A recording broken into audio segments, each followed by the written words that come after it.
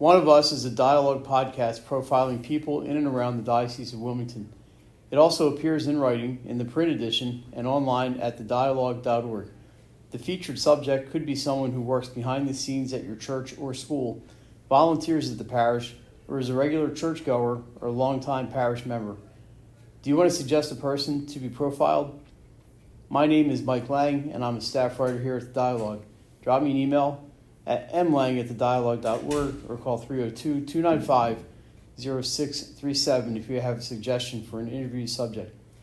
Sarah Voigt is a parishioner at St. Patrick's in Havre de Grace, Maryland, and she was nominated for One of Us by people here at Padua Academy. And Sarah, thanks for joining us today. And yes, of course. Thank you for having me. You're a senior? I'm a junior. A junior, okay. Yep. So getting close to the end of the year, you starting to get itchy for the summer? Yes, very, very excited for the summer. We're starting all college application things now, so I'm getting nervous about that, but also excited. Seeing all my senior friends succeed and go off to these amazing colleges, I'm getting excited for my friends and I to do that as well next year. Awesome. Well, we have all these questions here, but I'm going to start you off with a different one. Okay. So you're here at Padua, and you're coming up from Havre de Grace, and it's a little bit of a drive. Oh, definitely. How did you end up picking Padua, and what is it that has kept you here? So I actually live in Northeast Maryland, so Havre de Grace is a little bit south of me, but still the route that I take to get here to Padua is about an hour drive one way. So definitely at least 2 hours driving a day. It is a sacrifice, absolutely, but I have found such a home here at Padua, not only with just my friends, but also my teachers. It's just such a loving, such a loving community, and everyone I've met just wants each other to succeed, and I wouldn't have it any other way. Awesome. So you're a member of St. Patrick's in Havre de Grace. What kinds of things are you involved with at the parish? So I recently did a church cleanup there, actually. But otherwise, I'm just part of their kind of youth ministry. So currently, I'm actually taking confirmation classes. So I'm with a great group of other children involved in my parish with that, and I just attend church there every Sunday. Yep. So tell us about your occupation as a student. Obviously, tell us about your family. Who else is in the Voigt household? Yeah, of course. So I live with my mom and my dad, and I also have a little sister who is in 9th grade. Is she here at Padua? No, she is not. What happened? She's in school in Maryland. I'm not 100% sure. I don't think she was too keen on the all-girls school idea, if I'm being completely honest, but she's extremely happy where she is, so everything ended up right how it was supposed to. Okay, I'm sure people here at Padua will live with that answer. So, so just talk about your faith a little bit. What's the most important part of your spirituality? I'd say just simply finding quiet time for meditation. Me personally, I know that everyone prays in different ways, but I absolutely love going to adoration. My church actually does it every Saturday morning to afternoon, and it just is such a quiet and time for me to just sit with the Lord and be in my own thoughts. And aside from meditation, I honestly just think volunteering really brings me closer to the Lord. Serving your brothers and sisters in any way you can. Some of the ways that I volunteer in my community is I'm actually a summer high school volunteer at Nemours Children's Hospital, also a drive for me, and I actually tutor a Ukrainian student via Zoom through the Engine program. So just it's so fulfilling to kind of help brothers and sisters, especially in that tutoring instance where it almost seems like a situation where it seems so far away. It seems like I can't do much about it as a 17-year-old living in Delaware, but just knowing that I can do a small part to help one of my sisters is just absolutely amazing. And yeah, I just really feel closer to the Lord that way. So what is it that keeps you going in your connection with the church? You mentioned doing the volunteer work. Is there anything, and the adoration, but is there anything else that kind of helps keep you connected? Just to come back to Padua, I really just think the experiences that I've gained here have definitely kept me closer to the Lord. Miss Duple, our school's ministry coordinator, she has involved me in so many things, and I'm so grateful for her.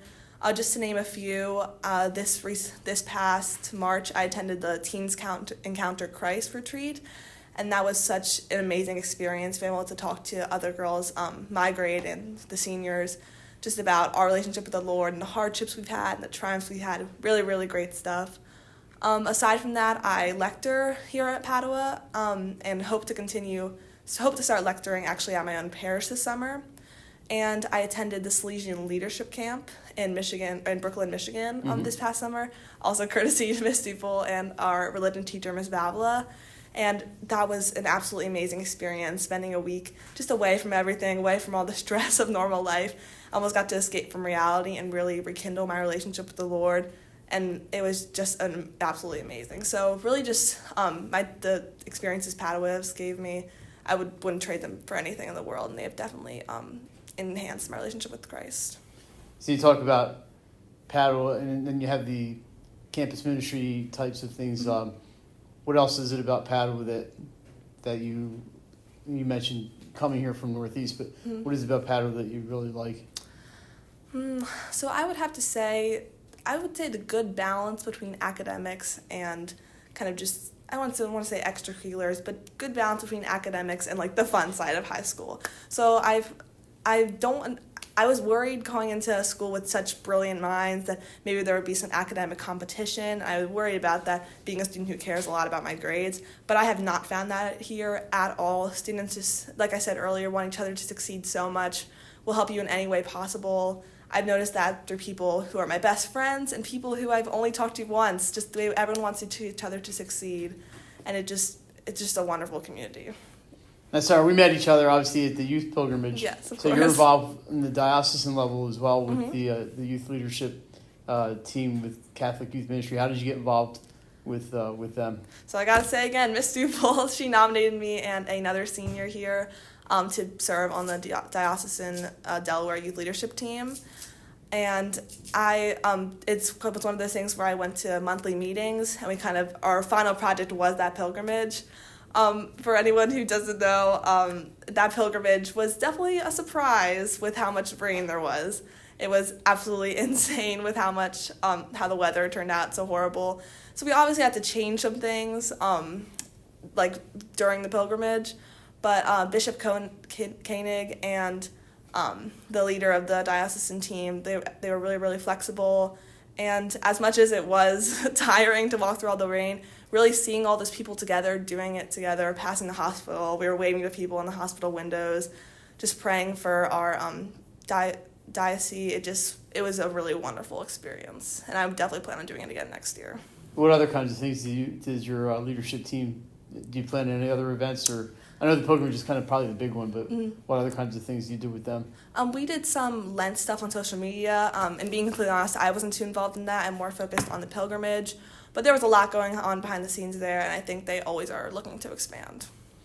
So everybody has ideas. If you could change one thing in your life as a Catholic, or change something about the Catholic Church, is there anything that you would change? I would say I've had really good experiences in my church specifically, but in general, I just kind of wish that the stigma around failing in your faith would kind of be more normalized. So I will be the first to admit that for a while, my family and I did not go to church that every week. It was kind of just busy time for us. This happened about probably 3 years ago, but since then, in the last year and a half, we first found St. Patrick's Church. Absolutely loved it. Our priest has been so welcoming to us, and we've been really accepted into that community and really found a place there. But we kind of felt guilty about not going to church for that long, which is understandable, obviously, but we almost felt uncomfortable going back, worrying that people would judge us. And I think the church really, really needs to emphasize that, like the prodigal son, that story, that we can acknowledge our faith hardships and we can always come back to the church, no matter of any sins we've committed, rather than being ashamed to return. Just nobody's perfect, and we need to remind each other of that more often in life and in the church. So we talked some about your work here at Padua and the campus ministry. What other kinds of things are you involved with here at the school? So I am a student. I was recently a student producer for Padua's production of Mean Girls, the high school version, and I cannot even tell you, that was one of the most exciting things I've done here at my time at Padua, leading that group of wonderful cast and crew members, and taking something that goes from being a script to this amazing, so much going on behind the scenes production. It was just amazing to watch that process come together, and I got to do it with one of my best friends who is a senior and graduating. Really gonna miss her next year, But I was actually the first junior at Padua to ever be a student producer, so I look forward to doing that again next year with a new partner. So you obviously have another year here at Padua. Have you started thinking about what you're going to do after next May or next June? So I think currently I want to study biology on a pre-medicine track. I'm looking at a lot of schools trying to figure out where I'm going to best fit in, but I am actually looking at some Catholic schools around the area. So I'm hoping to continue my faith. Padua's given me a lot of opportunities to continue my faith here, so I'm hoping to still go looking myself for those opportunities in college. And where does the interest from medicine come from? I honestly, it's kind of a funny story. Up until 9th grade at Padua, I would always say, my family would joke around with me, I would never be a doctor. I would never be a doctor. I hated blood. I hated any gore. Just not the thing for me. But 9th grade, I took a biology class with one of the best teachers I ever had, Dr. Wise, and she is unfortunately not here anymore. But it was the first class that I had really felt such passion for. I mean, I've always been really dedicated to my academics since elementary school, but that class was the first class I found myself going up to the teacher after class, asking for clarification on a question, not just because I wanted to get an A on the test, but because I was truly interested in the topic. And just continued my passion from there. I took anatomy and physiology my sophomore year, and now I'm currently taking my second year of chemistry. And I plan on taking a higher level of bio next year as well. So just keep taking those. I kept taking those science classes and just started to realize that the human body just fascinates me. And really my career goal in life is just to do something I'm passionate about. So. Awesome. Now I know here at Padua you have some non-Catholics, and I'm sure back in Cecil County you have some non-Catholics as well. I don't know if any of your friends here or if any of the kids you know from home have ever come up and say, "This Catholic stuff seems to fit you pretty good. Why should I be Catholic?" Has anybody ever asked you? No, nobody has ever asked me that. No, but maybe after they hear this, they'll ask you. Yeah, maybe. But I would have to say that it's because it just really is a community of people who simply want to better themselves and grow as servants of the Lord. Finding those people that you just can agree with on so many levels, and just you have the same goals in life to finally achieve that ultimate goal of being in heaven with the Lord. It's just such a fulfilling feeling, to be a part of a community like that. And yep. And you may have answered this through all of your answers, but is there another answer for what does your faith mean to you, or how important is it to you? So I feel like my faith is, sometimes it feels like the only thing I can always rely on in life. It's the only thing that really is going to indefinitely be steadfast in my life. As many people have done, I've tried to find happiness in many other areas of my life, such as doing well in school, focusing all my energy on school. But in the last few years, I've come to realize that the only thing that can truly make me happy forever is having a relationship with God.